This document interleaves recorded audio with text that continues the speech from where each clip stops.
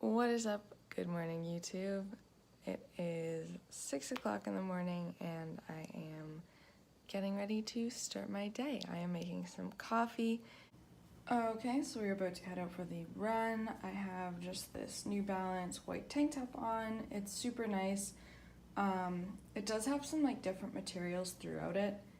The sides are more like a cotton spandex mix, whereas the front is more like a meshy type thing, but still with the spandex material. I don't know, it's hard for me to explain, but all I know is I really like it.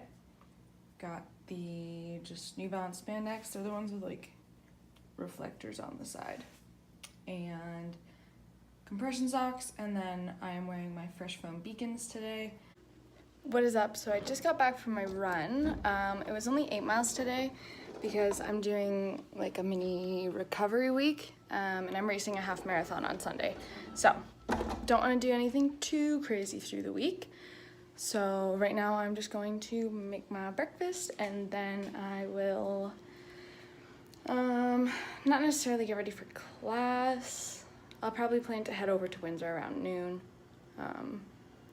And right now it is 9, so still have a while. Probably just do some more reading and homework and fun stuff like that. So here's the outfit for today. This dress is from the Bay. It's Vero Moda. I don't really know. All I know is it was $70 on for $20, so it was a score for me.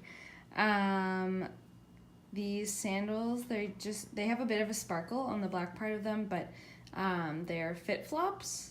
Once again, another on sale item that I found.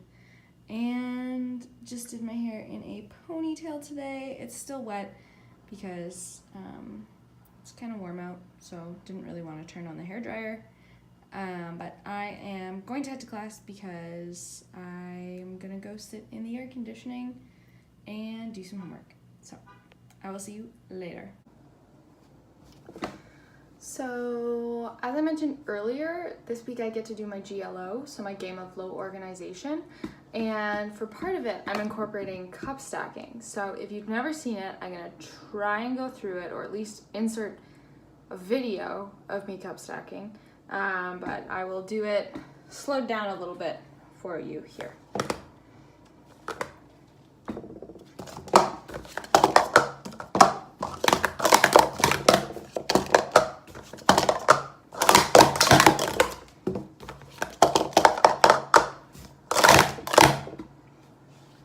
So like I said, that was a slowed down version, but as you can see, it's great for hand-eye coordination because you're using both hands. So that's why I like to bring it into the gym class. Although maybe cup stacking itself is not as physically strenuous as your typical sport, it is mentally challenging, and you can make it physically challenging as well. So that's how I'm making it a low organization game. Because what I'm gonna do is just use 3 cups, and each time there's gonna be 3 sets of cups. 2 are gonna be just 3 cups, and the last one's gonna be 6 cups. So every time they get to a pyramid of cups, they're gonna have to do something. So they'll run to say this one, and then they'll get into a plank position on their hands, and they'll stack 1 cup with one hand, and then rotate, switch to the next one, and then they get up, go to the next one. They'll do crunch stacking, so they will, same thing, do a sit-up, put up a cup, go back down, sit up, put up a cup, go back down. The last one will be the pyramid of 6, so this is where they get more of the hand-eye coordination stuff. They pick up 3 cups in one hand, 2 in the other, and build a pyramid. And on the way back, all they have to do is take the cups down. So I'm really excited to do the GLO on Wednesday.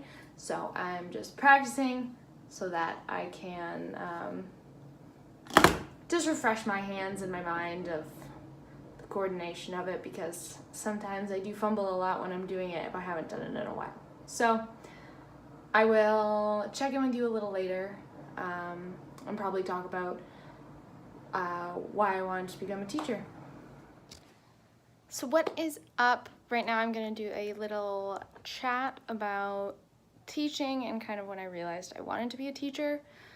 So I'm one of those people that have known since I was 4 that I wanted to be a teacher. I started off wanting to be a elementary school teacher, and then it moved to more specifically grade 8, so more that junior intermediate level, so grade 4 to 10, I believe, maybe 6 to 10, I'm not 100%.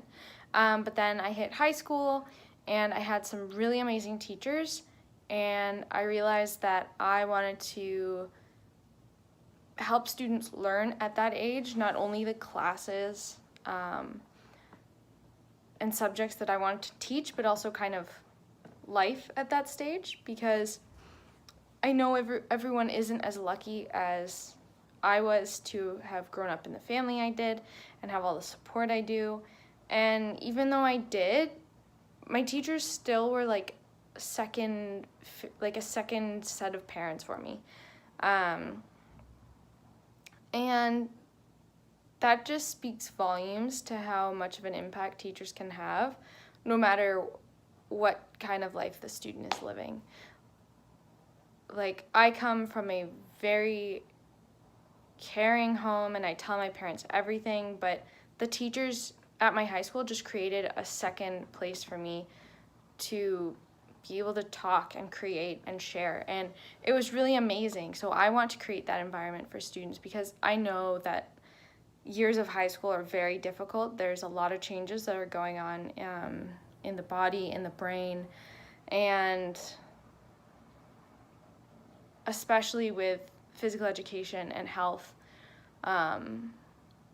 those are kind of very important topics in my heart, and that's why that's my first teachable, and my second teachable is math, because I have had many different math teachers in my life.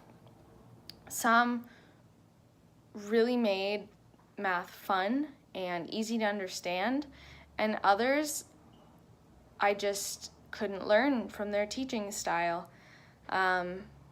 And I know that there's going to be students when I'm teaching that can't learn from my teaching style or just don't want to learn, but my goal is to help students just gain an appreciation for learning in any way I can, especially with math. I know math isn't everyone's forte or favorite subject, but I want to make it something that people can at least bear.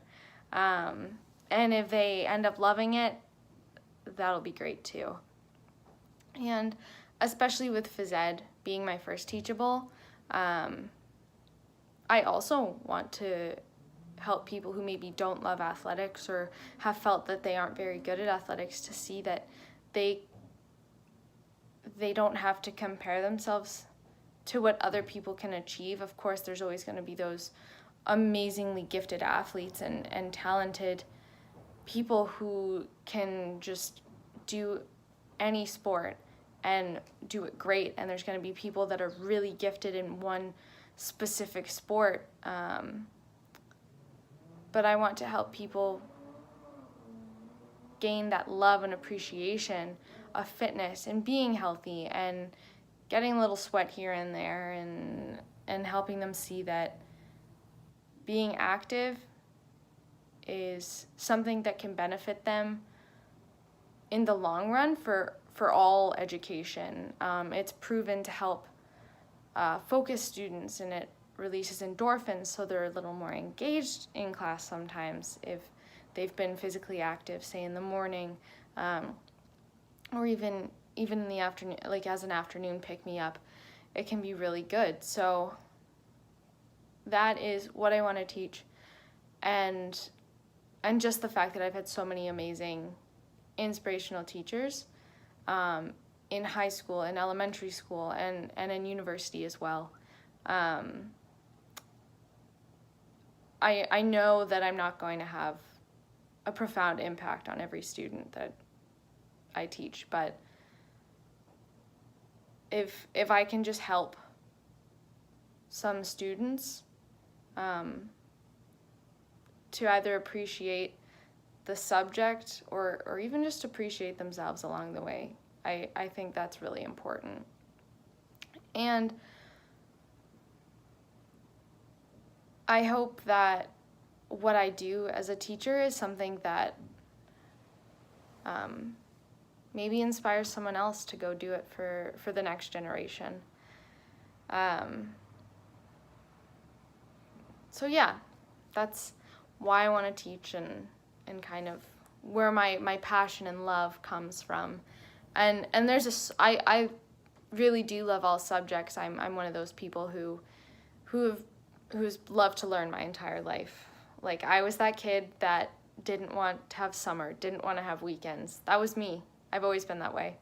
And I'm excited to be able to continue that throughout my whole life. And I know not everyone has the same passion as me. And ultimately, that's okay. Like, I totally understand. And I just want people to be able to appreciate other perspectives. So I'm going to end the vlog here.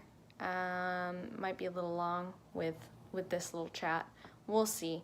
But I hope you have an amazing day and that you find something that you love to do. So I will talk to you in the next vlog.